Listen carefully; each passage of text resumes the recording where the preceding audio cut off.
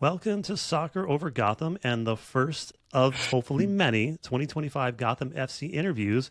So buckle up, fans. We have a phenomenal talent joining us on the show. Rookie goalkeeper Ryan Campbell, from her stellar college career, including two impressive stints at both Stanford and UCLA. So get ready to hear about her journey, her decision to come to Gotham, aspirations for the future. So welcome to the show, Ryan Campbell. Thank you, Gary. I'm happy to be here. I feel so special to be selected. So many amazing girls on the team. So happy to share a bit about myself and hope you find yourself well on this hump day. Yes, indeed.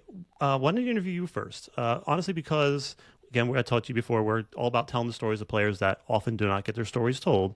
And plus, we wanted to talk to you before you became like a big global soccer superstar and got too big for us. So, Rome wasn't built in a day. We got a long way to go, Gary. So, yeah. indeed, Thank you, though. I appreciate it. I'm flattered. yes. So, rapid fire questions. Just jump into it, have some a little bit of fun, some quick answer questions. So now that you're here in New Jersey, how do you feel like? We'll revisit this later, but do you feel like you're more New Jersey or New York now? Um, I actually can really appreciate the suburban aspects of like Montclair area. I Hmm. have explored that street with anthropology. A little too much. Been having a good dinners, eating well with my teammate Lily Real and roommate. So I can really appreciate like I guess the slowness and the pace of Montclair and New Jersey, like the suburbs. But I think it's really nice to also be able to like tap into the train and just hop over to the city in 25. I live in Bloomfield, so I literally have like a 10-foot walk to the train station, which yeah, temptation's calling quite a bit these days, Gary. Yes. So when you're traveling, who's your roommate? It's been Lily consistently, which is awesome because we already obviously know each other from college, from my 1 year stint at UCLA. But yeah, I also live with her, so really a lot of constant there, which I can appreciate. Yeah. What are you nerdy about outside of soccer? Say again? What are you nerdy about outside of soccer? Everything. I have a lot of hobbies, probably like Hmm. too many. Like I'm trying to juggle them all. Like I am a big writer. I love free writing. I'm probably gonna go to a coffee shop after this and like sequester myself for a bit and do some free writing. I'm in the process of writing a little bit of a it's kind of a novel. Like I don't know where it's going. I'm working with my former Stanford professor on it. So I do a lot of poetry. I do a lot of writing, cooking, just creative things. But I'm nerdy about, I guess, like wellness and like food and that type of stuff, as well as like reading, literature, writing. I think that's yeah, that covers that. This podcast was about to take a hard turn towards literaries. I'm a huge book nerd, so I know. yeah, we could talk forever. All right. So last, any book recommendations for the fans out there? We're big book nerd. To be candid, I'm more of a writer than I am a reader. Like Mhm. I get on a plane and I literally like from Houston to or from Newark to Seattle, I think I wrote like 20 pages in my notebook, not even really sure what about. It's kind of more of like a free flowing stream of consciousness Hmm. prose, but I am reading the seven husbands of Evelyn Hugo. It came recommended by Rose Lavelle. I think you've heard this, but she got us all Kindles. So she's definitely spurred my love of reading, and I thank her for that. Okay. Oh, I want to talk about that book too. So, what is the A lot going on. last movie or like music show you saw live? The last movie I watched was actually last night. It's called The Last Showgirl. My aunt actually works as a talent agent at CAA in Hollywood, so her Hmm. client Pamela Anderson, who we all know, Baywatch.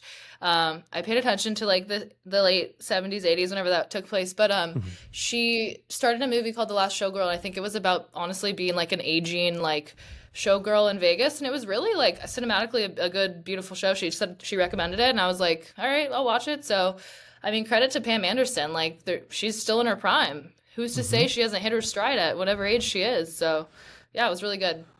Agreed. And so, what movie or show have you seen too many times? I think I've watched Gossip Girl through 3 times. My college roommate and I, Astrid, and her name was Astrid. We would just get home from school, and it was kind of like a mindless. I don't know, just we love Gossip Girl. We love Chuck Bass. We love the interplay in New York. Nate Archibald, all Serena Blair, all the underpinnings going on there. And now I'm Yeah. living out my Gossip Girl dreams, Gary. So They, it's pretty cool. they, Yeah, there you go. And I'm not sure if you've been on the record for this yet, but if the NWSL media gets to you, they're going to ask you this question, so might as well get ahead of it. So, candy sure. corn, yes or no? Yeah, yeah. I like candy corn. Okay. So And does my then good last, friend Angelina Anderson, by the way. Shout out oh, there Angie, you go. Angel City. Okay. Yep. And then last rapid fire question is you wouldn't be here without this person or persons. Obviously my mom, my dad, my brother, my best friend Kendall, my best friend Astrid. I have so many friends. Hmm. Yeah, I don't know. Just I'm just a people person, so that's a loaded question, Gary. Okay. I know it's supposed to be a rapid fire question, but it never works out that way. Okay. Yeah, All yeah. right. Speaking of Gonna go family, fast. it seems like you had Yeah. like an athletic family at least. So did you grow up in a soccer specific family, or is it just all athletics? Not at all, Gary. I actually like soccer was just kind of something I stumbled into. I have an Hmm. older brother, Brennan, and he played like four sports in high school. It's funny, he's like 5'8". Is this supposed to be rapid Hmm. fire? No, no. This is Okay. this is the actual. Okay, just making sure. Just making sure. So yeah, Brennan played like his sport was basketball, but he happens to be like a 5'9", which didn't advantage him so much so, but he definitely like honed my athletic Mhm. propensity, I feel like, and invested a lot into me. Like I grew up playing tackle football and like, all the sports with him. I played tennis with him, so I think he's a huge part of my success. My dad and my mom, I don't think ever surpassed the likes of high school sports, but they are incredible athletes and they still live very active lifestyles. So, yes, definitely come from an athletic, sports-oriented family. I wouldn't say necessarily soccer though. But yeah, I'm glad I'm here. Yeah, and it's well, one thing that seems about your journey is that you seem to win at every level. Like you win in high school, you're winning all over. And if I'm getting this right, you weren't Always. always you weren't always a keeper. I kind of was always a keeper. I think Always a when I was keeper. younger, I used to play like half on the field, half in the net. But I think from a young Hmm. age, like coaches could see I was very just kind of like raw, athletic. Let's kind of mine her for that talent. And my feet have come a long way, but I think I definitely struggled with like foot-eye coordination in the beginning days there Hmm. at SoCal Blues. But yeah, definitely I met my club coach at like age 10 and he formed like a super team. I played with like Raylan Turner, Trinity Rodman, like our Simone Jackson, who was big in the college sphere. We had a bunch of crazy players that are, still playing today. So I think just growing up as a goalkeeper with them, I was just actually saying this to a teammate earlier. Like, I never really had I had a goalkeeper coach, Matt, but he kind of parted ways at like age 14. So from like ages like 14 to 18, like I was kind of just fielding shots from teammates, didn't have really a structure or a technical coach, if that makes sense. So kind of just Hmm. freeballing it. Made it pretty far, still going. And now I'm grateful to be in Gotham, which is a great situation. Love my coaches, and obviously I'm learning so much from the other goalkeepers here. But yeah, it's been good. And when you decided, I'm sure you must when you decided this to be a professional soccer player, or it's a possibility for you. I probably was Hmm. around the same time we started this podcast, and the league was on fire, to put it Yeah. lightly. So how did that affect you? And were you like, okay, maybe I'll go overseas. Maybe this is not quite for me, or is it just like I'm just gonna? This is what I want. I'm going for it. It's going for. Yeah, I think in my time at Stanford, I felt a bit of anticipation or restraint about making the jump to pro. I Hmm. grew up in California my whole life, which I'm so blessed to live basically in a coastal town in the lap of luxury. Like, not everyone can say that. So I think to say I'm attached to home would be an understatement, but I think I'm really proud of the way I've been able to just embrace this opportunity and realize there is a great big world out there. We got to see Marbella, Spain. We've been to Florida. We've been to Houston. I'm seeing all of America. It's like one great road trip. So I think now that I've just opened my mindset a little bit, it's been really, really enjoyable, and I'm really proud of myself and that I've just been able to be open and to new experiences. But yeah, I'm definitely feeling good. Yeah, and now you're in. I mean, in that short period of time, we have two CBAs, not just one. We got two. Yep. So and part of that is there's no more draft. How did that Yep. affect you personally? And were you like relieved that there was no draft? And because it's a weird Yeah, situation. I think that's a great question. I think you know this, but I could have just gone from Stanford to the draft, which would have been the last Hmm. draft. Now that I'm thinking about it, and I'm really glad I didn't because I think this is one of the top places I wanted to be. Like, what 20-year-old doesn't want to be living in New York? So to be Hmm. in this market is such a gift. Big kudos to Yael and Juan and the whole team for trusting and believing in me, but and bringing me here. It's a gift to be here every day. But yeah, I think without there being a draft, there was that pressure. I think only like three college keepers total this year have been invited or signed officially. maybe 4 now, I don't know, but to a NWSL team. So I definitely feel proud that I was able to garner some notoriety and show up at the NWSL level. And when you talk about like what was your deciding factor to come here, like I was just honestly floored and amazed that I had the opportunity to be here. So it really wasn't much Mhm. of a thought for me. I think I just knew deep down like I had to take the opportunity when it arose. So Yeah, it's a weird situation because like if you were yeah, drafted, you could be drafted to a team that doesn't want you or doesn't really want you. You're kind of drafted to get a tryout in a way. So like being yeah, able to sign a contract with a team that wants you is probably pretty darn cool. for sure. And I think the one thing you can control is like, do you believe in yourself? And I think I'm someone that I immediately, since I've gotten here, I've tried to establish like a sense of belonging. And that's really important to feel like I belong in Mhm. this space, whether I'm, whatever my minutes are, whatever practice looks like, whatever, you know, role on the totem pole I play. I think I've really focused on just like, number one, making relationships with people. I think that's something our coach has really emphasized. And I think that's something I've been able to do really well. But yeah, I think, again, I don't even know where I'm going with this, but Yeah. yeah, just being open is a good thing.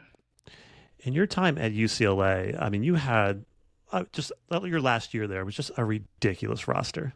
I mean, ridiculous. I think like what your Yeah, we entire back line is in the NWSL. You got Sophia yeah. Cook, I which mean, we'll look talk at to. Lily. Lily Yeah, Boss, the queen. let's talk about Lily because she Mhm. is a phenom, to put Yeah, it lightly. She's yeah, physical, she's fast, she's strong. She's like just tell us about her as a person and then her as a soccer player. yeah. I have to echo Rose Lavelle on this. She said Lily has an iron brain, which I feel Hmm. like is so true. Like Lily, not to say she's like a machine, but I think that does come to life on the field. Like she is someone who is so disciplined in her routine. And I think Lily and I are very different in that aspect. Both work. Like I'm a creative, I'm a little bit more free flowing. I don't have necessarily like one thing that works for me. Whereas Lily, like she is so bought in on the process. She is so diligent about recovery. Like I could not speak more highly of her, and I was so happy to see her debut. And I think for both of us, it was out of the question. Like if she would, like she just has a winning mindset, and that's not something you can really teach. And I think that's something you've seen since the day she set foot onto UCLA. I didn't know her obviously until my fifth year. But now that we're friends and roommates and confidants, I can definitely like tell you how proud I am of her, and I think she's been amazing for the team, and I think she will continue to be a leader on the team. Honestly, even at such a young age, like I forget I'm 23 and she's 21, so very impressed by her. Feel very grateful to have her in my corner and kind of be a nucleus for me on the team, as well as Sophia Cook, who is also from UCLA. So definitely, I think that's a rarity you find, and something I feel super blessed. Like I feel like God was looking out in that respect. What a blessing to come in here and already have Lil and Soph. So Yeah, yeah, Sophia is like a player we haven't really got to see yet. Wiki, tell us about her. yeah, What we can expect from a player like her. yeah. Soph is like silky smooth, deceptive, elusive.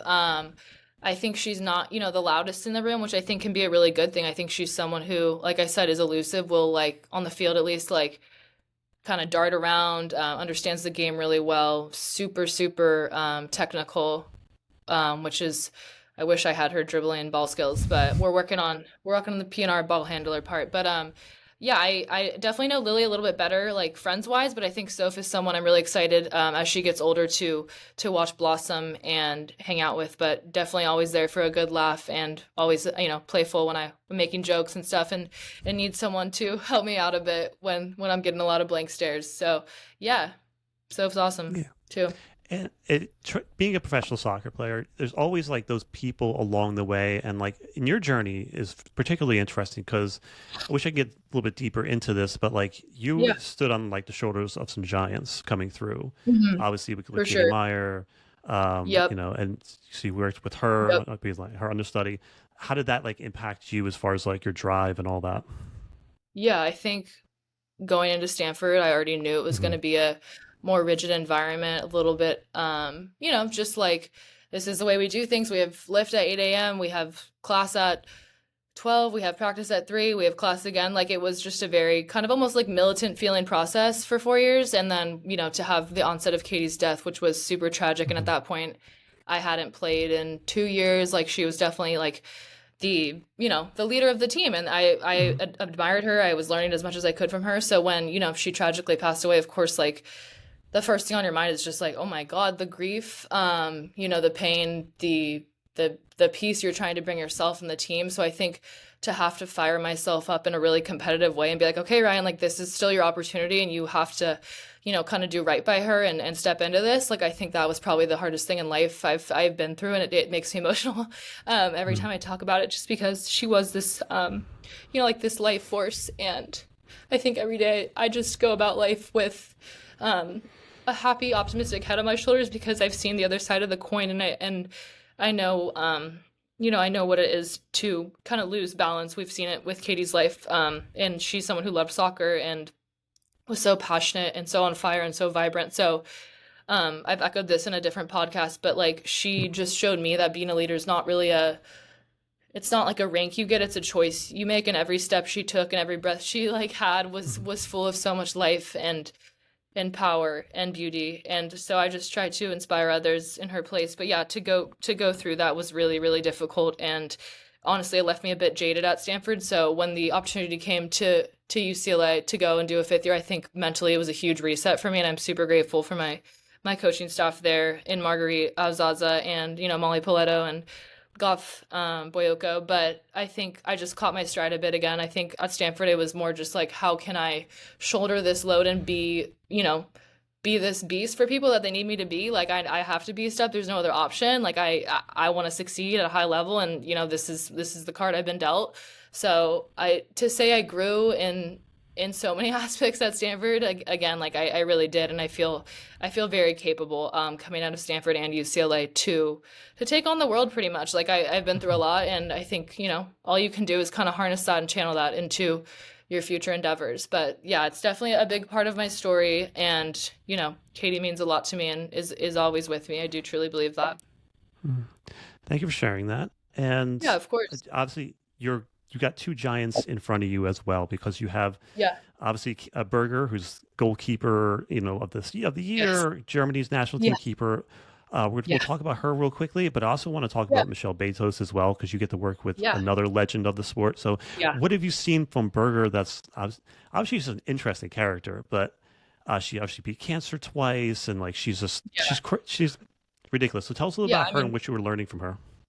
Absolutely. Talk about overcoming adversity. Like I couldn't think of a better situation to walk into as a rookie goalkeeper. I mean, Anne has so much class, number one, like who she is as a person. She is never begging for attention, which, I don't want attention, but I definitely have a lot of bravado. So we're different in that respect. She's just very like in her silo, and she's calm and she's collected and she's poised. And I think that's everything I hope to be in a goalkeeper one day. I have a little bit more verve, and she would attest to that as well. And I, there's a time and place for jokes, but I really respect the way she conducts herself, number one. And then, I mean, it's just like artistry on the field when you watch her distribute the ball, her knowledge of the game, her IQ, the way she connects people and connects the ball, honestly, and facilitates plays is super admirable. And I know it's definitely an area I need to grow my game. So to be able to basically not take a back seat, but have the gift of watching her and watch her play and compete, I'm learning so much. And I feel like I've already grown in just a few short weeks, just,